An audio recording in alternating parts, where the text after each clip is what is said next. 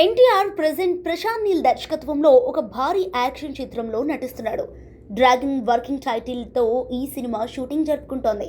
అయితే ఈ cinema shooting ఏడాది కాలంగా సాగుతున్నా ఇప్పటి వరకు కనీసం ఫస్ట్ లుక్ కానీ అఫీషియల్ టైటిల్ కానీ బయటకు రాలేదు.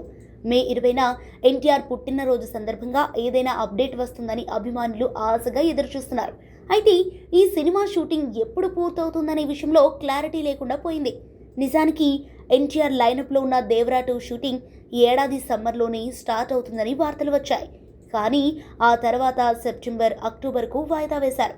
అయితే ఇప్పుడు ఈ ఏడాదిలో దేవరా 2 సెట్స్ పైకి వెళ్లడం కష్టమనే టాక్ వినిపిస్తోంది. ఎందుకంటే డ్రాగన్ షూటింగ్ ఒక కొలిక్కి వస్తే తప్ప ఎన్టీఆర్ మరో ప్రాజెక్టుకు డేట్స్ ఇచ్చే పరిస్థితి లేదు. సో దీనివల్ల కొరటాల శివ ప్లాన్స్ అన్నీ తారుమారవుతున్నాయి.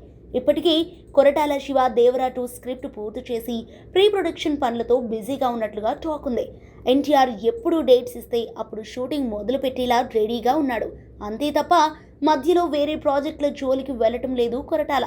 కానీ డ్రాగన్ షూటింగ్ ఎప్పుడు, రిలీజ్ ఎప్పుడు లాంటి విషయాల్లో క్లారిటీ లేదు. ఈ సినిమా రావడానికి కనీసం ఏడాదిన్నర సమయం కూడా పట్టేలా ఉందని అంటున్నారు.